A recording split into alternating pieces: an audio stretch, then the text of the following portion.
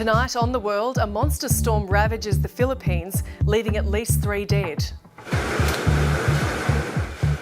The country's president warned those in the path of Typhoon Haiyan to leave for higher ground.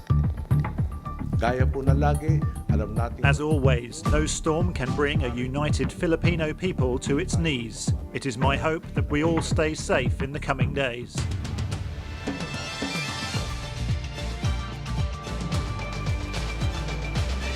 Also ahead, Palestinian investigators say scientific reports on the death of leader Yasser Arafat show he did not die a natural death. Diplomatic tensions in Bali with Indonesia and Australia locked in a standoff over a rescued asylum seeker boat. While in Geneva, there are hopes of a diplomatic breakthrough at talks between world powers and Iran over the rogue state's nuclear ambitions.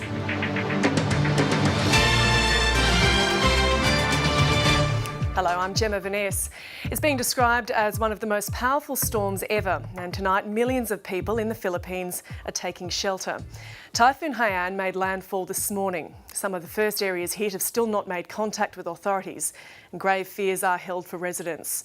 The ABC Southeast Asia correspondent Zoe Daniel reports. Forecasters had predicted the Philippines. Authorities are still assessing the damage and providing emergency aid where possible before deciding on long-term recovery plans. From Manila, we're joined by ABC reporter Sarah Dingle. Sarah, much of the damage is yet to be realised, but we know that lives have been lost. Yeah, that's correct. The latest figures say 3 people have died, but that death toll was announced a few hours ago. Don't know how that may have changed. At the same time, they also said there were 7 people injured. That number is likely to rise. And describe to us the sheer size of the typhoon. Well, as you just said, the biggest typhoon ever to make landfall, and the nature of the Philippines, so many islands, that it hits island after island after island as it moves towards Vietnam.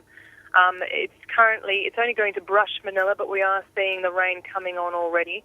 And we've heard that just 500 kilometres south of Manila, still on the same island, people are being evacuated. Many roofs are being blown away, strong winds, trees uprooted, and the local officials are already saying they need more funds to help cope with the scale of this disaster. We understand the typhoon isn't expected to hit Manila directly, as you said, but obviously it's going to cop a fair hit. Yeah, that's correct. I mean, there are evacuation centres throughout the city in primary schools and high schools. The military has trucks in Metro Manila on standby to help with disaster relief efforts. Everyone's being told to stay inside. All school was cancelled today. Office workers are told to go home. So it's very much stay indoors, stay safe. And if you do live near a river, there are a number of rivers throughout Manila, try and get to an evacuation centre because those rivers are expected to rise. And to what extent were those in the path of Haiyan given warning and also helped to relocate ahead of its arrival? There was quite a lot of warning. The Philippines have been watching this develop over the last few days. And of course, they're no strangers to natural disasters or to weather systems like this. So there has been a great deal of preparation. Disaster authorities laid on boats. All boats for domestic travel were cancelled as of Thursday in the central Philippines. All flights were cancelled. People started chopping down trees outside villages. Evacuation centres were made ready, and the Red Cross was issuing warning to people to make sure that they had enough supplies and they could get to a safe area.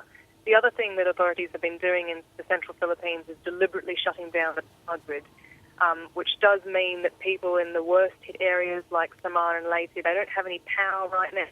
So certainly they've got no communications, they've got no mobiles, landlines are out, they've got no internet, they're relying on transistor radios, but at least there's no electricity running to the power lines if those power poles go down into the water and create, potential electrified areas.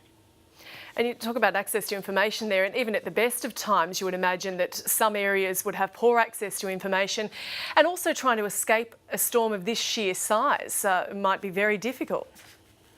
That's right. The President has made a statement today saying Filipinos need to help each other out because they're at their best when they're unified. Certainly you do see communities coming together because they have some experience of this. No one wants to leave anyone behind. and certainly they do want to make sure that everyone's house is as secure as it can be, everything's tied down, people working together. Sarah Dingle in Manila, we wish you a safe weekend. You've been watching The World on a night when rescue agencies in the Philippines say they're having difficulty reaching areas affected by Typhoon Haiyan. The monster storm has slammed the country's south with winds in excess of 300 kilometres an hour. And foreign ministers from 6 world powers are converging on Geneva for further talks with Iran over the country's nuclear ambitions. For more details, log on to our website at abc.net.au/news. And to keep up to date on Twitter, follow us at ABC News 24. I'll be back with national headlines shortly. Goodbye.